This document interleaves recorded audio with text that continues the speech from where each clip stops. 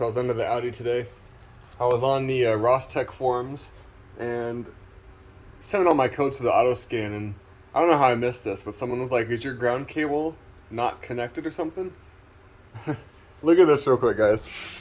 The guy that I bought the car from, he put in a brand new starter, right? And then he says after the starter went in, the car wouldn't start up and it needed a new access module pretty much. So everything's all right here. Oh, good. I start looking around and I notice that this grounding strap isn't bolted to a thing. Now, mind you, the engine mount is missing right here, obviously, but he had been trying to start it without this ground strap hooked up. So fingers crossed I could just hook this back up and we get some action here, assuming that the starter is good, obviously. So let's give it a shot. All right, so we got the new mounts in, hooked up to the sensor, and see, guys, this ground goes right here. So this is just a theory, and I haven't started the car yet, but my theory is he replaced the starter and then went to start it and it wouldn't start up. So I think this ground wasn't connected. So if I get this lucky, guys, I'm gonna be so excited. Let's hook up the battery and just see if we get any kind of action or any kind of difference here now that we have a complete ground circuit here. All right. We got a good ground. We know this is a good tested battery. Sure, it says Mercedes, doesn't matter. So ideally, even if it just cranks over, I hope he's ecstatic. I'll be so happy.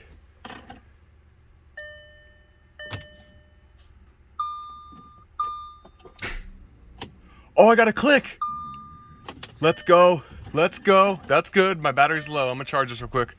I left the battery hooked up while I wasn't working on it, so I actually think I drained the battery pretty good. So I'm gonna let it charge for a little bit.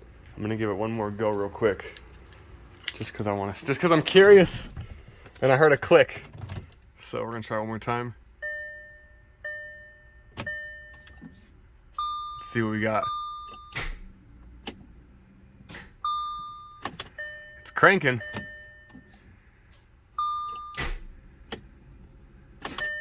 Something's bad. All right.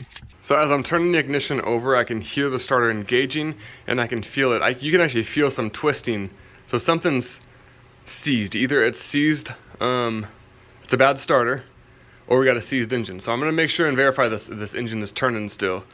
That would be terrible if it wasn't, but we're gonna make sure that we're turning. So let's try that out. All right, well, shit happens. It progressively gets worse. So the engine is either seized or the starter won't disengage and it has it locked up. I'm really hoping the starter is just stuck in there, but it looks like the engine is seized. Come check it out. So here we have the crank tool in. I got the big gear wrench on there, and I've been reefing on this thing as hard as I can, and the engine won't turn. So I'm gonna pull out that starter and just make sure that, you know, we have a functioning starter and that's not stuck. Hopefully once I pull that I can turn the engine. If not, looks like I gotta buy a new engine. All right, folks, the starter is out, the motor mount's removed as well, full access to the flywheel. And of course we got the crank tool on there. Still seized. Why are you seized? Move! Yeah, well, that's the story of my life here. So it looks like I need a new engine, guys. This is seized beyond belief, and I do have a funny story coming up here. Well, let me show you guys something real quick, though.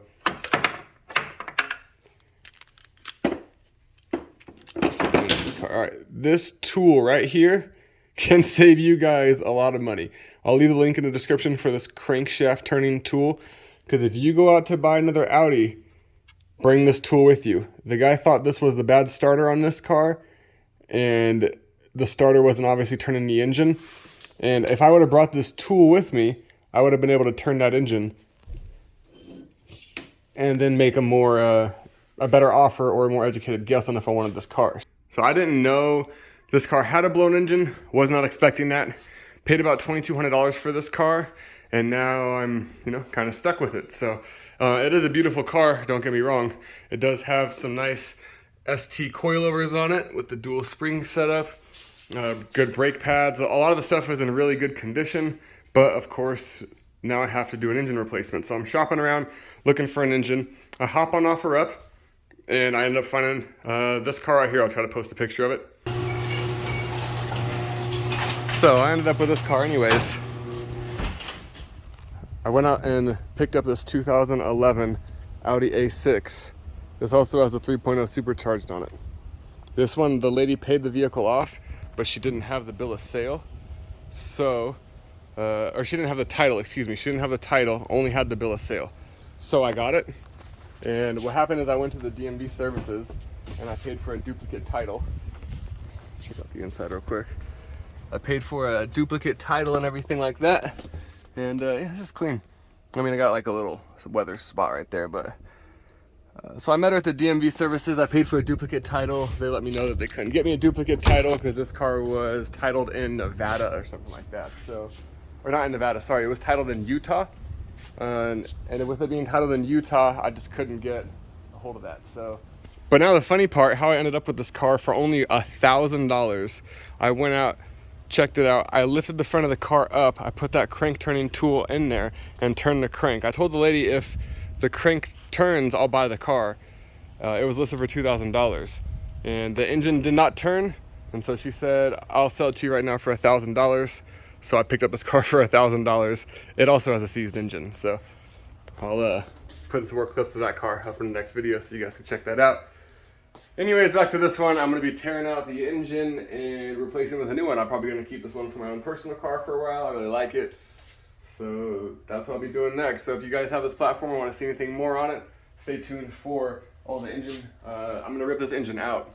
So stay tuned for that. And this is a pain in the ass, guys, because with the engine being seized, you can't rotate the engine to get the torque converter bolts out. So you have to pull the torque converter with it. Well, on the Audis, the torque converter, the torque converter has an axle running through between the flywheel and the torque converter. It sounds crazy, but it does. So you have to remove the passenger side drive axle all the way out the side, pull out the extension axle, then I can pull the whole torque converter with the engine out after I remove the whole front end of this and all that. So you can see I already got it taken apart. I'm ready to get started. There's an engine for $2,300 I'm looking at right now with low mileage, so I'm hoping I can get one that doesn't need a lot of service and plop this one in there. So if you guys have this platform, leave a comment down below if you have any questions. You know, do the usual. Help me out. Let me grow my channel and help you guys learn how to fix these vehicles. Thank you guys. Peace.